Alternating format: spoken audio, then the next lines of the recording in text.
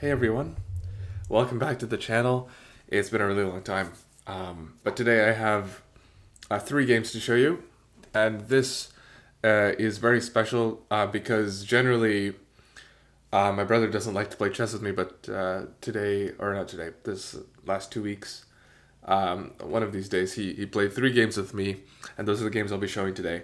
Um, and this is also very satisfying for me because, my brother and I are at that age where he's pretty much like fully grown up. So like all of like the physical and intellectual advantages that I used to have as a child over him are no longer quite relevant. So like now he can, probably hold his own with me in an arm wrestle, though I think I'll still beat him. But I think chess is one of those things where I, at least so far, still have quite a bit of advantage just because it's not something that you get better at as you get older. You just kind of have to do it.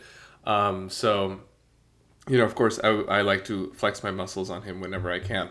So that said, here is the first of the three games we played. And this features, these three games kind of feature me making a lot of silly mistakes because, it's kind of playing casually. But more than that, it's just fun, and it's fun to observe my brother, who is not 650. He's probably 900, but he just doesn't pay attention when he plays. I think his peak was around 1100 or 1200, but he really just doesn't pay attention when he plays. So, it's just for fun. But yeah, this first game, I had the black pieces, and my brother here opens with d4, which is what he loves to play.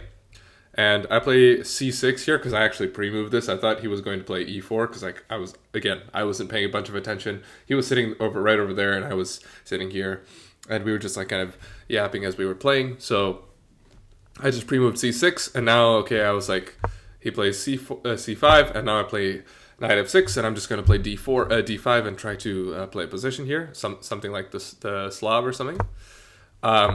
And here I go with d5. We get bishop to g5 here. And already I can actually get an advantage with playing the move dc4 and then just going for a very early b5, which is the whole point of the Slav to kind of have this c6 pawn here to help me play b5. So after something like e3, I can actually play the move b5, defend my pawn. And then, there'll be a battle for it, like a4 and then so on. Queen b6 apparently is the line. I won't go far. But instead of that, what I play is the move bishop to f5. Again, I'm just keeping it simple here. After it takes, I can always take with the knight, as happens in the game. And if he chooses to take my knight, I was like, okay, that's fine. I can allow this and just play this IQP, this isolated queen's pawn position. So he trades in the middle. I take with the knight so that I can get out of this doubling of the pawns and also put some pressure on the knight over here. He develops, and I actually take here. What was better was probably, the computer says knight d7, but I would even think, I would have liked to play, obviously I would hang my queen, but I would like to play the move e6 and then get my bishop here to put some pressure, but couldn't do that. So obviously we're going to swap the knights here, and then we play the move queen here, queen to a5, attacking the c3 pawn. We get queen b3 defending, and already I'm actually under some pressure here as I have to defend b7. So I actually take some time to think and then play the move b5 here. And again, this is like, because I'm playing my brother, that I play such a bold move. It's not a terrible move here, but it does create this backward c-pawn. And then we get e3, and here I play the move e6. Now I'm also ready to develop my bishop and then castle my king. I get knight e7, and all right, we're both castled. And we can actually see that there's some tactical ideas on this d-file here with both of my unprotected pieces. The bishop kind of preventing anything to go to the d-file to support this. And very soon, white's going to be able to play a move like c4 and actually break in the center. Instead, we get this move bishop to d3. And this is actually very nice for me because now I get to misplace this rook.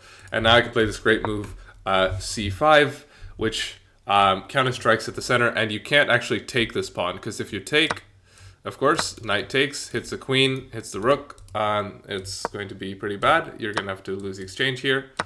And if you just leave the pawn b and play a different move, like, I don't know, maybe you double up or something, then obviously you lose to the pawn fork here. So neither of those are possible, and we get rook back to d1.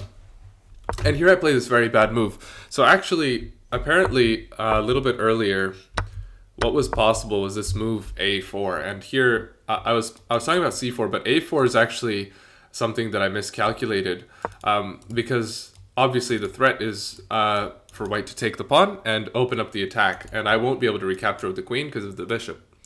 And so if I take like this, after rook takes and queen c7, this is fine, but I have this isolated c-pawn, which I kind of created by playing that questionable move b5.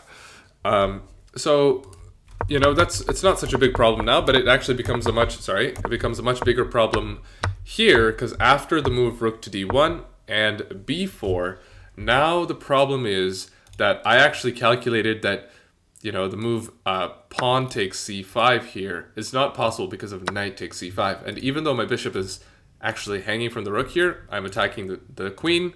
And once the queen moves, I thought, you know, I can just move the bishop and I'll be happy. Turns out that's actually not the case, because after queen moves, if I play a move like bishop here and pretend that the knight is all happy because of this, there's the move pawn takes b4, and it actually forks the two pieces here, and I'd be losing material. And I, just for the record, I can't play a move like here to offer a queen trade, because that would just lose the piece like this. So after queen to c4, I would have to play a move like knight here, and then that would defend the bishop from the rook here. But then after a move like pawn takes, I would actually not be able to take either with this or with my queen. Oh, sorry. Yeah, because after the queen takes and the bishop takes, the rook is able to come here and create a bit of a skewer here. And if I try to protect it, of course, I will be losing the piece, and I will be losing this game. So this is a complication I did not foresee. Obviously, I was, again, playing quite casually, but even if I was locked in, I'm not sure I would have seen it. And my idea with b4 here was just to kind of break apart this structure and to maybe force some sort of trades here. And I thought after this and this, I should be very happy. Well, in the game, what happens is c takes b4 here. And what I did is I just took back, and I argued like, okay, so here is a very kind of progressed pawn that can soon become a pass pawn. And if I can move my queen and then put the pawn on a5 or a4, this should be a very good position for me going into the endgame.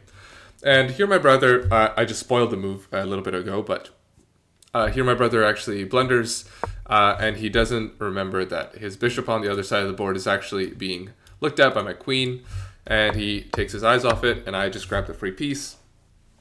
And actually, from here on out, it's a pretty simple game. He makes one more error. He plays the move knight to e4, apparently forking my queen and my bishop. But here I can play the move bishop to h2, king takes, and now queen h4, a very common tactic to kind of sacrifice the bishop to draw out the king and then give a check with the queen. And here I'm able to pick the piece back up. He gets the pawn, but the knight comes in here. And I bring the rooks. I'll just scroll through the moves here because they're pretty simple. I just played a waiting move. Again, not playing too seriously, just playing for the fun of it. I played a move to give my king some breathing room. Rook goes up, doubles, and now I cycle the queen and rook around to trade some pieces. I take the pawn, and then here, again, he's under 20 seconds here, and he just hangs the rook in one move. The king comes back, and here I actually missed two very crucial moves here. One is that there is a fork here that not only forks the king and queen, but actually results in a forced mate on f5 here. And instead I played this move queen g4 check. King goes back, and now I realize that if you repeated the position, I would have knight e4. He goes back, and y'all can see now that there's actually a mate threat. In fact, I could just play it, rook to c1, but instead I'm again tunneling on the king here, playing knight g4, queen goes back, and now I see rook c1 checkmate. So that is game one, and it looks like, sorry, my audio has been peaking all this time, so let's try to fix that. Yeah, so hopefully that's a little bit better. Let's see. Yeah. Okay. Yeah, so that's game one. I take game one with black. Obviously, these are unrated games because I don't want to lose like hundreds of rating points. So, and on we go to game two. This, I have the white pieces, and I try to play e4, but I actually play e3 here. It's a mouse slip. So I'm essentially playing black again here. I play e4, and we get a d5, which is a terrible move for my brother, I gotta say. To like take, I'm trying to, I just give him the advantage by playing e3 and giving him that sort of initiative, and then he immediately tosses it back to me because I can play this move knight c3, and now I'm just better again. All right, so I just developed the pieces here. Very simple, and then here, obviously I actually can take right now. I can play this and then something like this, but it doesn't quite work because after something like this, trying to pin the bishop to the king, there's the move queen e7, and no sort of pawn attacks will actually win the bishop. So I have to castle here, and then immediately after he doesn't pay attention to the threat for one more move, I actually play rook e1 here, but I didn't even need to. I think I can just like take and take because of this. Oh, but there's actually, no, what? It says there's queen d4. Apparently that's savable because there's no f4 now, apparently. Very interesting. But anyway, I play rook e1 here, just keeping it safe. And now I win the pawn in the center, and I take the bishop. So this is the position we have at the opening, and I'm already up a pawn, and I have a superior pawn structure here with my brothers being doubled. And so d3, the queen goes to c1. I think he wanted to try to put a knight on g5, so I just played the move h3. Queen f5, and I'm just offering to trade pieces because I'm up a pawn here. So we're swapping some pieces, and here actually, apparently after rook e1 and queen e1, what I missed is obviously that the queen can take b7, and I was kind of kicking myself. You know when you like play a move and then you like are very quiet. So I played the move bishop d2, and then I was like not saying a word because I was hoping you wouldn't see b7 or b2, and if he grabbed here, that would be very bad because he would get the pawn back. But he allows me to actually put the bishop on c3, and now I'm like even like more better. If I wasn't winning before, I'm really winning now. The queen goes up, offers to checkmate me here, and this would actually really be checkmate if I didn't take the rook, because say I play a random move, there's the king can't actually run away because there's nowhere to go. So obviously I didn't do that because I'm like practically a grandmaster. I play g3. Okay, queen goes up here. This was remember he was sitting right here on the bed, and he was like, wait, don't take that, because obviously he didn't see that the queen was looking at that square. He thought he was cooking, but in fact he was not. So I play queen d2. Then he sacrifices the bishop here and goes all in. And then, in this position, he's just down a bishop, and one of his pawns are kind of doubled. So I just very quickly win this game. I'm very instrumental that I fix the pawn on the color that the bishop can defend it. And then I can go and win the other pawn. But it's nothing too deep because I'm so much better. And I just push the pawn all the way. It gets not at all dicey here. And actually, he runs his king. I don't even take the rook here. He says, don't take the rook. He offers me these challenges mid-game because we're playing, and he's like, I know you can do this, but you can win without it too, right? So I left my rook hanging. Of course, if he takes it, I'll still be able to checkmate him pretty soon. But he doesn't take, and now I actually play h4 check. And if the king goes out here, there's mate with queen here. And if the king goes here, again, mate with queen here. The king instead steps forward, and there's mate here. And so that ends game 2. I take the lead 2-0. And there's just one more game to go, and it's this one. I have the black pieces again. And very quickly, we have a classic Grunfeld here. This is one of my favorite openings with black, so I'll just quickly show it, y'all. After takes and takes, white gets the massive center by playing e4. and after knight takes and pawn takes, bishop to g7. This is like the quintessential opening or position for black after castles and something like bishop to e3. Black strikes back in the center with something like c5. And the idea is that you can't actually play this because obviously there's the bishop here check and the bishop blocks and you can take the rook.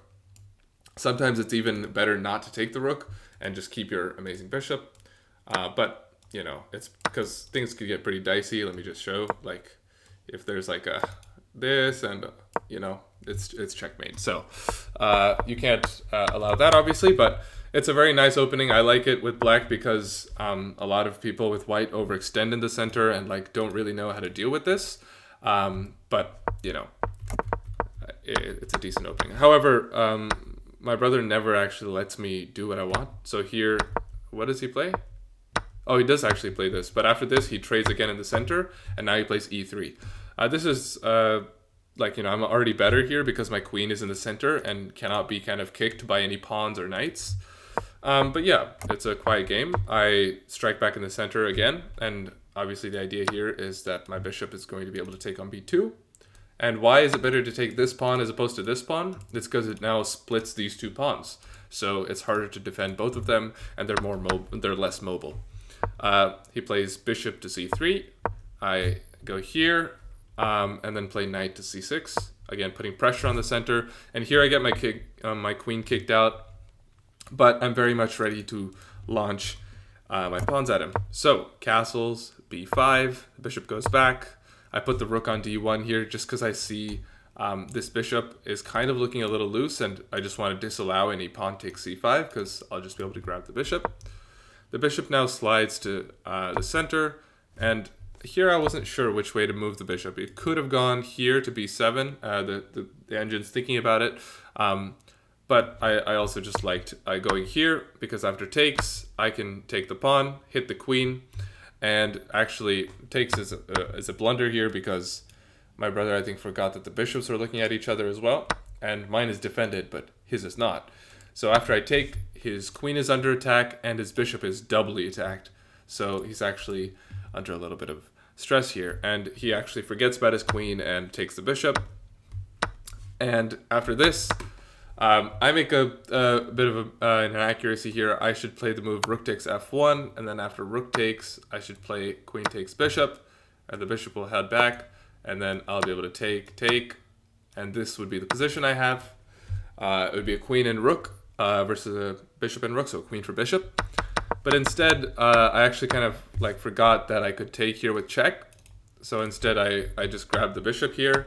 He takes the rook, I take the knight, he takes back, I take the bishop, he plays here. So now he has a rook instead of bishop for my queen, which is not that bad because I'm still much better.